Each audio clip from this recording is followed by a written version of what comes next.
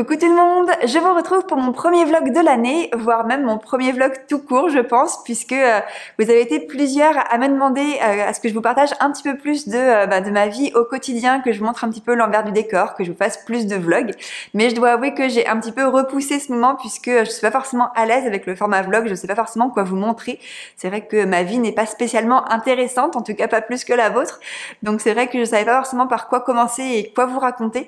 Donc là j'essaie de rassembler quelques petites choses que j'avais à faire durant ces prochains jours, vous montrer un petit peu voilà des petites choses, des petits aperçus de mon quotidien. J'espère que ça vous plaira. En tout cas, s'il y a des sujets que vous aimeriez que j'aborde ou des choses que vous aimeriez que je vous montre dans des vidéos de type vlog ou autre, eh bien n'hésitez pas à me le dire en commentaire. Moi je serais ravie de faire des vidéos qui vous plaisent avec des sujets qui vous intéressent. Donc voilà, n'hésitez pas à me le dire. Alors je commence par vous emmener dans ma salle de bain puisqu'il y a quelque chose que je voulais vous montrer. Il s'agit de mon huile pour le corps qui n'est pas dans un flacon d'huile puisque là c'est un flacon de lait corporel de la marque Cozy, mais c'est un flacon que je trouve génial et que du coup je réutilise. En fait je n'utilise plus de lait pour le corps depuis plusieurs mois maintenant, ou en tout cas très peu de lait ou de crème pour le corps. Ponctuellement quand c'est vraiment plus pratique, que j'ai vraiment pas le temps ou que voilà j'en ai une et que j'ai envie de la tester. Mais c'est vrai que en hiver comme en été j'essaie de privilégier de l'huile végétale pure ou des fois mélangée avec de l'huile essentielle ou un macérat huileux parfumé par exemple. Mais c'est vrai que je trouve que voilà, l'huile est beaucoup mieux pour le corps, pour nourrir la peau. Et puis également d'un point de vue ayurvédique, c'est vrai que on privilégie notamment l'huile de sésame, qui est l'huile que moi j'utilise, puisque l'huile de sésame elle est vraiment adaptée à tous les types de peau, notamment les peaux sèches mais pas que. Et c'est une huile en fait qui est chauffante, donc du coup c'est une huile qui va venir un petit peu réchauffer le corps. Alors pour vous montrer un petit peu l'envers du décor, j'ai donc mon petit flacon d'huile qui est ici, et juste à côté j'ai son grand ami le chauffe-biberon, puisque oui j'ai acheté un chauffe-biberon exprès pour ma salle de bain qui me sert en fait à faire chauffer l'huile. Alors c'est vrai qu'en Ayurveda, on préconise beaucoup d'utiliser de l'huile chaude pour nourrir sa peau. Alors en général, on l'utilise plutôt avant la douche, puisqu'on va faire ce qu'on appelle le massage Abhyanga. C'est un massage à l'huile chaude où en fait on vient recouvrir sa peau avec de l'huile chaude, on vient la masser. Ça permet à la fois de se détendre et de bien nourrir sa peau. Personnellement, je trouve pas ça toujours pratique parce que de un, j'ai pas forcément le temps de me faire un grand massage, et puis aussi parce qu'au moment où on va dans la douche ensuite pour se laver, et bien du coup avec l'eau chaude, ça va permettre que l'huile pénètre mieux dans la peau, certes, mais ça fait aussi qu'il y a beaucoup d'huile qui finit au fond de la douche et ça salit beaucoup le fond de la douche, voire les canalisations, donc c'est pas forcément l'idéal. Ce qui fait que voilà, moi je préfère en général faire une douche classique, et quand je sors, soit sur peau mouillée si je suis pas trop frileuse, soit je me sèche d'abord et ensuite je vais venir appliquer donc l'huile chaude directement sur ma peau. Ce qui est bien, c'est que là avec le flacon de Cozy, on a un petit flacon pompe qui est du coup très pratique à utiliser et ça me permet en fait de bien nourrir toute ma peau. Ça pénètre très vite. Du coup là mon flacon est quasiment fini, donc je vais le remplir avec vous et je vais vous en parler un petit peu plus. Donc du coup je remplis mon flacon à peu près toutes les 3 semaines, 1 mois, puisque je le remplis que à la moitié, vu qu'en fait je la fais chauffer assez régulièrement l'huile, et bien du coup de 1 ça sert à rien de faire chauffer tout un flacon, vaut mieux en faire chauffer un petit peu moins à chaque fois, et puis aussi le fait de la chauffer régulièrement, ça pourrait avoir tendance à faire tourner l'huile, à la rendre rance, donc du coup voilà, je préfère l'utiliser, en mettre un peu moins, et puis ça me permet aussi de l'agrémenter de temps en temps. Là par exemple pendant l'été j'avais mis du mica dedans, donc des paillettes, ce qui fait que ça me faisait une huile irisée très sympa. Des fois par exemple je peux aussi mettre de l'huile essentielle un petit peu parfumée, donc ça c'est assez sympa, j'adore l'huile essentielle d'ylang-ylang par exemple. Et il existe également le macérat huileux de vanille, et en fait le macérat huileux de vanille c'est donc une huile de vanille qui sent extrêmement bon la vanille, c'est un parfum qui est très concentré, et en fait ce macérat huileux c'est tout simplement de l'huile de sésame dans laquelle a macéré des gousses de vanille. Donc c'est donc toujours de l'huile de sésame, donc on reste sur cette huile qui est très bien, comme le dit l'Ayurveda, c'est une huile donc qui est chauffante, qui est vraiment très nourrissante, qui correspond à tous les types de peau, qui n'est en général pas allergisante, donc elle est vraiment super bien. Après le seul problème que je trouve c'est que l'huile, plutôt l'huile de vanille ou le macérat huileux de vanille, eh bien j'en trouve très peu. Le seul site sur lequel j'en trouve pour l'instant c'est Aromazone, qui fait donc du macérat huileux de vanille dans différents formats et qui n'est donc pas trop cher. Après c'est vrai que j'ai beaucoup de mal à trouver de l'huile de vanille. Les seules marques que je vois, ce sont des tout petits flacons qui font 30 ml et qui coûtent quand même assez cher, alors que c'est que de l'huile de sésame avec de la vanille, donc c'est vrai que c'est un peu cher, donc j'en achète pas souvent. Mais sinon en fait je vais tout simplement venir remplir avec une grosse bouteille d'1 litre. Donc là une bouteille comme ça d'1 litre ça coûte beaucoup moins cher que d'acheter des formats spécial cosmétiques. Et après moi je vais tout simplement venir dévisser ça. C'est pour ça que c'est très pratique que ce soit un flacon comme ça réutilisable puisque c'est fait pour. Et en fait, je vais venir tout simplement re-remplir donc mon flacon à la moitié. Et en fait, une bouteille de 1 litre comme ça me dure très longtemps. Et je trouve que c'est beaucoup plus économique de re-remplir comme ça avec de l'huile de cuisine, même si en soi c'est de l'huile de sésame pure. Faut d'ailleurs juste faire attention que ce soit pas de l'huile de sésame toastée, mais juste de l'huile de sésame, c'est écrit huile vierge biologique. C'est ça. Première pression à froid et c'est une huile qui est certifiée bio. Et en fait, en mettant comme ça, on peut avoir un flacon, une bouteille qui tient très très longtemps. C'est très économique et puis personnellement, ça me correspond très très bien pour hydrater ma peau. C'est tout simple, hein, mais mine de rien, les choses les plus simples parfois sont les meilleures. D'ailleurs, tant que je suis là, je peux vous montrer un petit peu comment est organisée ma salle de bain, puisque en fait, j'ai une étagère avec là tous mes produits du quotidien. J'ai des déodorants, j'ai mes soins pour le visage, j'ai mon auto bronzant qui est là-bas, mon gel d'aloe vera. Ensuite, il y a le cheveu vivron et mon huile et puis le chargeur de brosse à dents. Ensuite, on a le rayon cheveux. Donc là, j'ai mes produits coiffants. J'ai aussi derrière une huile de ricin qui est macérée avec de l'amla. J'ai différents soins. Là, c'est toutes mes barrettes et mes élastiques, les brosses. Là, j'ai mon fer à boucler, fer à friser. Non, fer à lisser, fer à friser et mon sèche-cheveux que je n'utilise quasiment jamais. Et en dessous, j'ai donc du vinaigre de cidre que je mets en fait dans mon petit pichet d'eau quand on récupère l'eau froide au début de la douche. Et en fait, ça me sert pour le rinçage des cheveux. Et ensuite, donc là, j'ai 2 bouteilles d'huile de sésame. Celle-là est presque finie, c'est pour ça que j'en ai une autre en attente. Et puis ici, j'ai une petite boîte qui me permet en fait de récolter toutes les chutes de savon. Quand on a les savons solides qui sont presque finis mais qu'on n'arrive plus à les utiliser, on vient en fait tout récolter. Ce qui fait que voilà, à l'heure actuelle, on a tout ça et quand on en aura un peu plus, du coup, je les referai fondre et on aura un gros savon qu'on pourra réutiliser. Je vous retrouve dans ma cuisine puisque là, je vais préparer à manger et ce soir, je vais faire un risotto aux champignons avec mon robot Cook Expert de Magimix. Alors, c'est un robot que j'ai depuis à peu près 1 an et vous avez été plusieurs à me demander mon avis sur celui-ci. Donc, je me dis que j'allais vous filmer la recette que je faisais ce soir et puis vous en parler un peu plus. Du coup, pour cette recette, j'ai rassemblé mon riz à risotto, j'ai de la levure maltée, des champignons, des oignons, du bouillon, du ghee, du sel, plein d'épices et puis de l'huile d'olive. Donc c'est parti! Ce que j'aime beaucoup avec le Magimix, c'est qu'en fait, il y a une application qui va avec et là, j'ai juste à suivre la recette. Là, j'ai choisi une recette de la communauté et en fait, on a tous les ingrédients, les quantités, les différentes étapes, le mode à utiliser sur le robot. Donc c'est vraiment super simple et puis en termes d'ingrédients, c'est très très basique. Par exemple, pour les oignons, je les ai juste préparés comme ça, je vais juste avoir à les couper en 4 et puis à les mettre dans le robot pour les hacher en petits morceaux et c'est tout. La recette peut continuer. Comme c'est un risotto aux champignons, je vais rajouter quelques champignons que je vais couper en petits morceaux mais assez grossiers. Et je vais ensuite ajouter tout ça directement dans le bol. Donc je vais d'abord rajouter un peu d'huile d'olive, puis ensuite le riz et enfin les champignons coupés en gros morceaux. Je vais ensuite mettre un peu de bouillon de légumes dans une tasse que je vais venir diluer dans de l'eau et je vais ensuite rajouter tout ça dans le robot et puis lancer pour 20 minutes de cuisson. Ce que j'aime beaucoup avec ce robot, c'est qu'en fait, on n'a pas besoin de se prendre la tête, il suffit juste de jeter tous les ingrédients dans le bol, on choisit le programme et puis ensuite ça cuit tout seul, ça mélange et ensuite on n'a plus besoin de s'en occuper le temps que ça cuise. Donc c'est quand même un vrai gain de temps. Une fois qu'on a tout préparé, on a sorti tous ces ingrédients, on n'a plus qu'à tout mettre dedans. Alors des fois, il faut quand même respecter différentes étapes, mais c'est vrai que l'application est très bien faite et les recettes sont vraiment super simples à suivre. Donc maintenant, j'ai tout mis dans mon bol, je n'ai plus qu'à lancer le programme et puis on se retrouve dans 20 minutes. Donc voilà, ça a cuit pour la première partie. Ensuite, j'ai rajouté un petit peu d'herbe. J'ai ajouté de l'estragon, du basilic, un peu de gingembre, de paprika et puis du persil aussi. Et puis là, sur la fin, j'ai rajouté une noisette de ghee ainsi que de la levure maltée pour donner un petit goût puis apporter pas mal de bonnes petites choses puisque la levure maltée est très riche en plein de bonnes choses pour la santé. Et puis là, je relance pour 5 minutes et puis ce sera prêt. Et pour vous faire un retour un peu plus complet sur ce robot, comme je vous disais, ça fait à peu près 1 an que je l'ai et je l'utilise à peu près à raison de 1 fois par semaine, je dirais. C'est vrai que j'utilise pas tous les jours puisque j'ai pas forcément besoin de faire des plats super élaborés et puis c'est vrai que des fois c'est plus rapide de faire juste cuire quelque chose dans une casserole ou dans une poêle et puis même au niveau du lavage, mine de rien, c'est quand même un peu plus contraignant. C'est vrai que c'est assez lourd quand même au niveau du bol, même si ça va, mais voilà, le bol fait quand même son poids, donc à laver c'est un peu moins pratique et puis c'est vrai que vu qu'on n'a pas de lave-vaisselle, on lave tout à la main et on a un petit évier, donc c'est vrai que c'est un peu moins pratique. Mais sinon, j'en suis donc très très contente.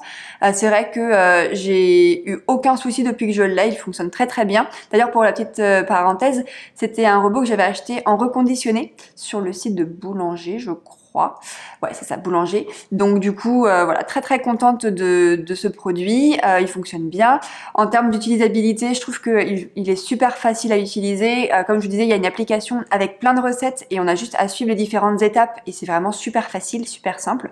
Donc ça, c'est cool. C'est un robot donc qui chauffe, il monte jusqu'à 120 degrés ou 140. 120 je crois, mais 120 c'est déjà très très bien. On peut vraiment faire beaucoup de choses. J'ai donc la lame qui fait donc tous les trucs de base et il y avait également fourni quelque chose pour battre les œufs en neige. D'ailleurs je l'ai jamais utilisé, mais je sais qu'il y a les deux là. Il y a également donc toute la partie petit robot, on va dire hachoir, où on peut faire, par exemple, moi je m'en sers des fois pour pour mixer l'avocat, quand je vais faire de la purée d'avocat ou voilà des toasts à l'avocat, ou pour des fois couper des légumes. On a différentes lames pour voilà des fois couper les légumes en rondelles ou râper par exemple des carottes. Donc voilà, je m'en sers de manière assez simple. C'est vrai que je me sers principalement de la partie chauffante avec le gros robot, avec le gros bol en inox, parce que c'est le plus pratique, c'est ça qui me fait vraiment gagner du temps. Je m'en sers principalement pour faire des risottos, pour faire des soupes. Je peux aussi pas mal à la vapeur avec parce que je trouve que c'est super facile. Et là, pour le coup, ça demande pas beaucoup d'entretien. Il y a juste le bol à laver à la fin et c'est tout. Donc ça, c'est plutôt bien. Donc en tout cas, de manière globale, j'en suis vraiment très très contente. C'est un bon achat, un bon investissement.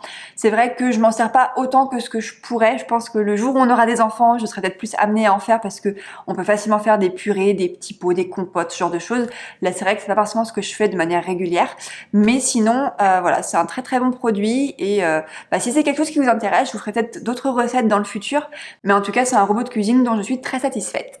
Je profite de cette fin de journée ensoleillée pour venir faire un petit tour en forêt puisque là je viens de terminer ma journée de travail et je me suis dit que voilà, comme il faisait beau, il n'a pas fait beau depuis plusieurs jours, et bien que j'allais profiter pour prendre un petit peu l'air et puis me ressourcer dans la nature.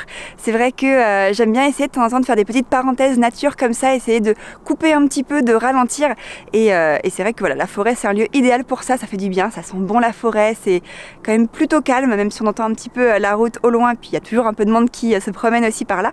C'est vrai que ça fait du bien. Et puis c'est une forêt qui est plutôt sympa parce qu'il y a pas mal de petites cabanes, comme vous pouvez voir juste derrière moi. Ce sont des cabanes qui sont faites à partir de branches et de bouts de bois. Je crois que ce sont les scouts qui font ça. Donc c'est plutôt marrant. Alors je trouve que c'est important quand même d'essayer de faire des petites pauses nature de temps en temps puisqu'on est dans une société où maintenant tout va à 1000 à l'heure, on est super connecté, on est toujours très très occupé.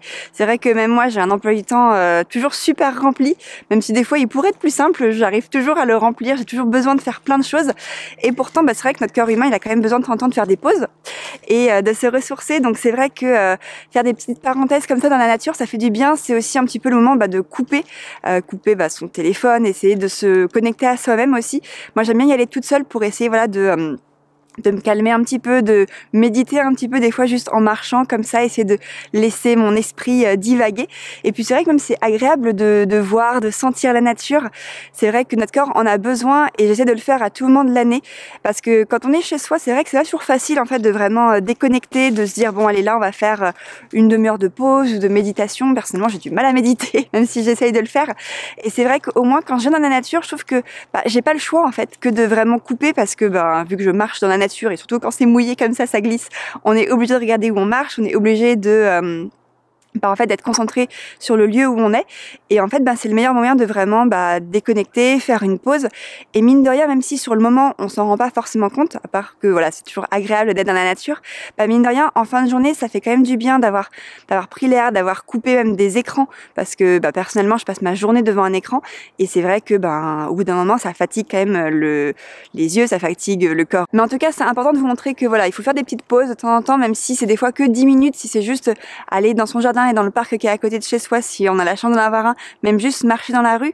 C'est vrai que voilà, on a besoin quand même de la nature, on est tout le temps déconnecté, on vit dans des maisons avec tout sauf de la terre et des plantes, même si on peut en avoir un peu chez soi, mais c'est pas pareil. C'est vrai qu'on est dans des mondes aseptisés et voilà, on reste des animaux à la base et on a quand même besoin de cette connexion à la nature, de se reconnecter, de souffler, de réapaiser notre corps. Et puis en plus de ça c'est vrai que alors là en hiver c'est plus compliqué, tout ce que je peux faire c'est toucher avec mes mains les arbres par exemple, mais on a besoin en fait de se décharger de notre alors je sais pas si c'est vraiment de l'électricité statique, mais en fait on est chargé de différentes types d'électricité, de différents, je sais pas si c'est des atomes ou des protons ou des trucs comme ça, mais en tout cas qui viennent de voilà notre monde actuel, de tous les objets numériques qu'on a, les téléphones, des choses comme ça sont chargés de magnétisme et en fait on a besoin de temps en temps de se décharger, de se vider et en fait la nature le fait très très bien. Marcher pieds nus dans la terre par exemple nous aide à justement décharger tout ça. Donc là je vais pas marcher pieds nus ici parce que de un il fait froid et puis c'est tout boueux, mais rien que voilà toucher les arbres ça permet de voilà se reconnecter à la terre et de temps en temps ça fait quand même beaucoup de bien. Suite à une série de stories que je vous ai faites il y a quelques jours où je vous montrais mes cadeaux de Noël, je me suis dit que ça pourrait peut-être vous intéresser que je vous les présente aussi un petit peu ici en vidéo. Alors rapidement, je vais pas rentrer dans tous les détails, mais ça pourra peut-être vous donner quelques idées et vous montrer un petit peu voilà ce que j'ai pu avoir à Noël puisque j'ai eu des cadeaux assez intéressants. Le premier, il est juste à côté de moi, il s'agit d'un plaid, mais pas n'importe quel plaid puisque c'est un plaid à trous. Puisque en fait j'ai demandé à ma maman un plaid qui est donc à l'intérieur, je sais pas si vous pourrez voir mais il y a un trou pour tout simplement enfiler le plaid par la tête et ça fait en fait comme un poncho, donc c'est un plaid poncho, ce qui est super pratique puisque là cet hiver on a décidé de beaucoup moins chauffer la maison, à la fois pour des raisons écologiques et puis économiques aussi puisque avec le prix de l'électricité qui a augmenté, forcément chaque degré supplémentaire ça joue beaucoup sur la facture et c'est vrai que là on a donc mis notre chauffage à 19 ou 19,5 et depuis qu'on a fait ça, on a quand même des factures qui sont nettement moins élevées. Donc du coup, on chauffe moins. Mais vu qu'on chauffe moins, on a plus froid. Et comme je suis assez frileuse, et bien du coup, d'avoir un plaid comme ça me convient très très bien. Donc je le trouve très très mignon, très cosy. Et ça, c'est un cadeau que j'adore. Un autre cadeau que j'ai eu à Noël, cette fois-ci par mon petit frère, ce sont des rouleaux d'essuie-tout réutilisables. Et ma maman d'ailleurs nous a fait un joli petit support en bois pour les mettre. Donc ça c'est vraiment super cool. C'est vrai que c'est un produit zéro déchet qui est assez répandu aussi maintenant. Et c'est toujours pratique d'en avoir. Donc là on est très contents. Avec mon chéri, on a aussi eu un vase de germination, donc ça se présente comme ceci et en fait ça sert à faire pousser des graines, des noyaux, des bulbes ou des boutures, ça évite la moisissure et les détériorations et ça permet d'avoir la juste dose pour éviter d'en avoir trop ou pas assez. Et c'est vrai qu'on adore faire pousser des plantes à partir de noyaux, c'est vrai que l'année dernière j'avais fait pousser des avocats, j'ai essayé de faire pousser des litchis, des clémentines aussi, non pas des clémentines, des citrons, donc certaines ont mieux pris que d'autres, mais c'est vrai que c'est toujours sympa de faire pousser ces petites plantes et du coup là on a un joli petit kit, donc c'est quelque chose que j'ai hâte de tester aussi. Comme je vous le disais en story, j'ai également eu un superbe support à huile essentielle. Donc c'est un support qui a été fait en bois par ma maman. Donc c'est un support qui est 100% artisanal et qui me permet en fait de stocker donc toutes mes huiles essentielles. Moi je les ai rangées donc dans l'ordre alphabétique. Ça permet en fait de pouvoir bien lire les noms. C'est bien rangé, c'est tout propre. Et c'est vrai que c'est quelque chose qui me sert beaucoup puisque jusqu'à présent je mettais toutes mes huiles essentielles dans une petite boîte. Sauf que on voyait que sur le dessus donc on voyait pas forcément les huiles essentielles qu'on cherchait. Je passais mon temps à toutes les soulever pour trouver celles que je cherchais. Donc là, je suis super contente, c'est très pratique. Parce qu'avec mon chéri, on adore aussi les jeux de société, on a été pas mal gâtés, donc là c'est notre rayon jeux de société. Moi j'ai eu par exemple le Time's Up Harry Potter.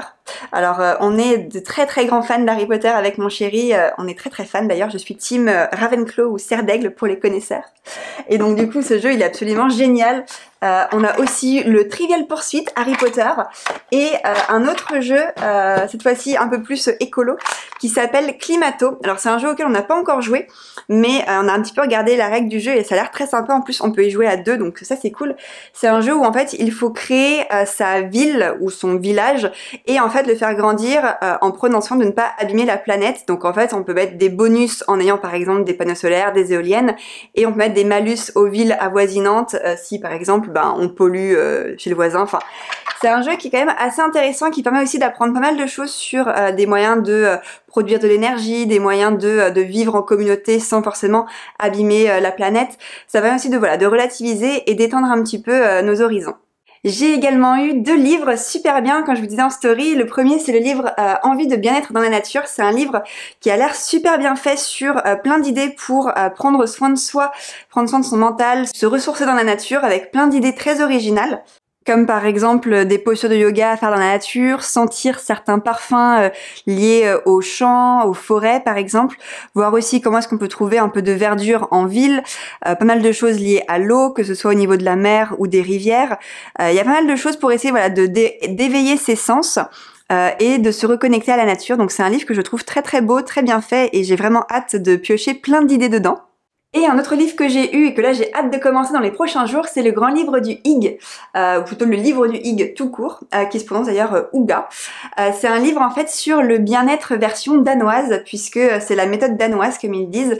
C'est une méthode qui vient donc des pays nordiques de l'Europe et c'est en fait plein d'astuces, de façons de penser, de façons de vivre pour prendre soin de soi, ralentir, essayer de voilà. C'est un peu le côté cosy des pays du Nord et c'est vrai que le livre avait l'air très sympa, je l'avais repéré il y a plusieurs années et il me donnait très envie. Donc là encore c'est un livre qui a l'air assez inspirant. Ça va d'être un livre à la fois sur la partie psychologique, voir un petit peu comment on voit le monde, les relations sociales et tout ça, et à la fois avec des petites habitudes, des recettes, profiter voilà d'un bon plaid, d'un bon chocolat chaud. Enfin, c'est vraiment essayer de profiter des petits plaisirs et de se ressourcer, de trouver le bonheur dans les choses simples. Et c'est vrai que là aussi, ça a l'air d'être un livre très inspirant, donc je pense que j'aurai l'occasion de vous en reparler dans le futur. Pour rester un petit peu dans le côté cosy, j'ai également eu une superbe bouillotte, une bouillotte en polaire toute douce, toute moumoute, qui va me servir et qui m'a d'ailleurs déjà servi pour mes douleurs de règles, puisque c'est vrai que comme j'ai de l'endométriose, eh bien j'ai des règles qui sont très douloureuses, notamment le premier jour et des fois un peu le deuxième. Et c'est vrai que j'utilisais toujours des petites chaufferettes pour les mains que je mettais en fait au niveau du bas-ventre, mais c'est vrai que c'est tout petit. Donc je me suis dit d'avoir une bonne bouillotte classique avec l'endroit pour mettre de l'eau chaude, voilà le modèle original, et bien ça serait pas mal. Et puis vu qu'elle est toute douce, c'est vrai que voilà, quand on a mal au ventre, c'est toujours agréable de la poser sur soi, de la caresser, ça détend parce que c'est tout doux. Et voilà, c'est encore un beau cadeau que j'aime beaucoup. C'est vrai que cette année encore, j'ai été très gâtée, je suis vraiment ravie de tous les cadeaux que j'ai eus. En plus, j'ai été très agréablement surprise puisque la grande majorité des cadeaux que j'ai eus étaient sur le thème de la nature, de l'écologie, du bien-être naturel. Donc c'est vrai que ce sont des sujets et des thèmes qui me correspondent totalement, donc j'en suis vraiment ravie. Et puis c'est vrai que pour la plupart, ce sont des produits, des livres ou des objets que je vais pouvoir tester et dont je pourrais peut-être vous reparler dans le futur qui vous intéresseront peut-être. Donc voilà, je voulais vous les partager et peut-être que ça vous donnera quelques idées. Et voilà, c'est la fin de ce vlog. Alors en faisant le montage de cette vidéo, je me suis rendu compte que j'avais oublié de faire une conclusion, donc me voici, même si il fait nuit et que c'est de la lumière artificielle, c'est pas grave. J'espère en tout cas que ce petit vlog, cette petite parenthèse dans mon quotidien vous a plu. N'hésitez surtout pas à me laisser en commentaire vos avis, vos retours, de me dire ce qui vous a plu, ce qui vous a moins plu, c'est toujours très constructif pour moi et ça m'aide beaucoup à créer du contenu qui vous plaît. En tout cas, si vous avez aimé cette vidéo, comme d'habitude, n'oubliez pas de mettre un petit pouce. Moi, je vous souhaite une très bonne journée et je vous dis à très bientôt pour la prochaine vidéo. Bye!